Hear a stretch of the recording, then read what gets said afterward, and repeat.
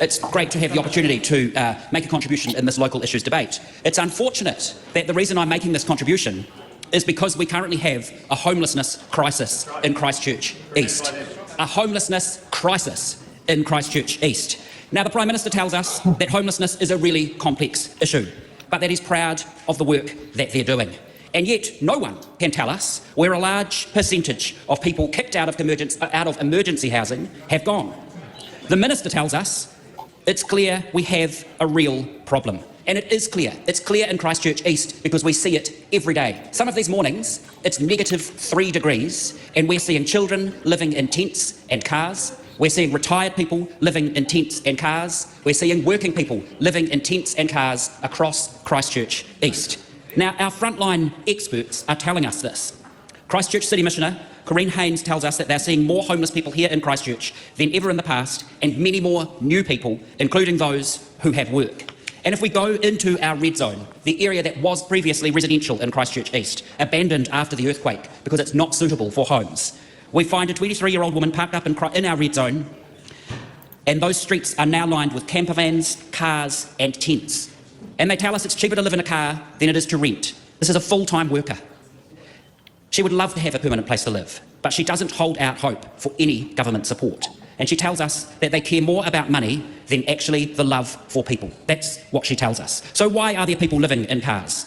Once again, our City Missioner tells us many people are sleeping rough in the red zone and elsewhere, and they're telling us that they have been declined emergency housing. And that's what we hear in the Christchurch East electorate office, people coming direct to us in dire need for emergency housing and accommodation, and they are told that they have contributed to their homelessness and that they will not get help, despite what the Minister and the Prime Minister tell us in this House. Go to MSD, they'll be able to help. That is not really what's happening.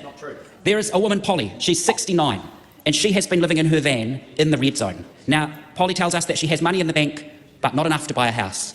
So as a pensioner, renting for her, she says, is out of the question because she wouldn't have any money left for her food or her bills. So literally her van has become her home. She has no heating in the van, and it's been -3 degrees. So Polly tells us that she just takes to the bed in her van and burrows under the covers. A 69-year-old retired woman on her own who has contributed a working life and now burrows under the covers in her van. She says that she's mostly happy in her own company. And she also says that living in the red zone was lonely.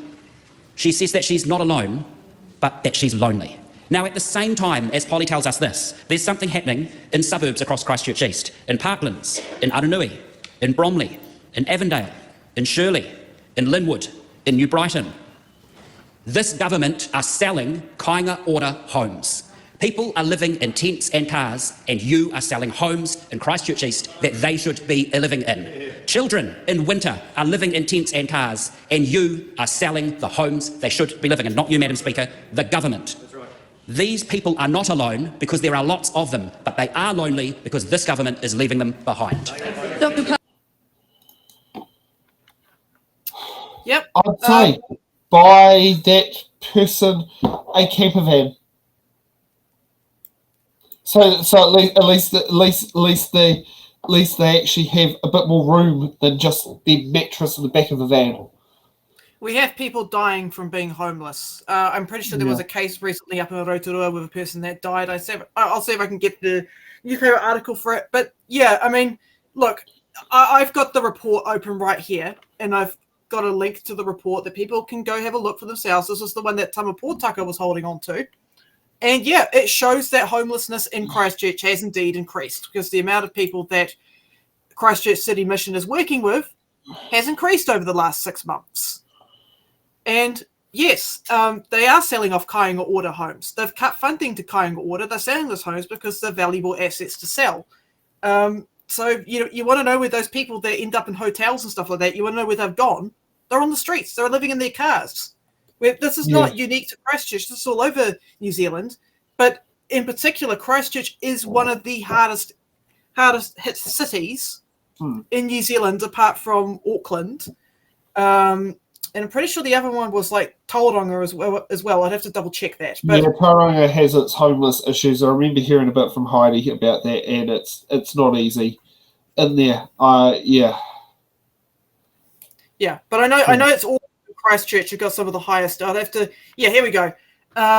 3 territorial authorities, the highest numbers for homelessness were Auckland, Far North, Whangarei, followed by Christchurch, Western Bay of Plenty, and Tasman. And we were just talking about Tasman earlier. Yeah, exactly. Which has just had natural Massive disasters flood right through it. Yep. Yeah. So Okay. And you've got Auckland that's got infrastructure problems with plumbing and stuff like that, and you've got politicians going, "Oh, we just got to build more houses." Then you can't. You've got to fix the plumbing first. Yeah, you've got to have the infrastructure to make sure to do it.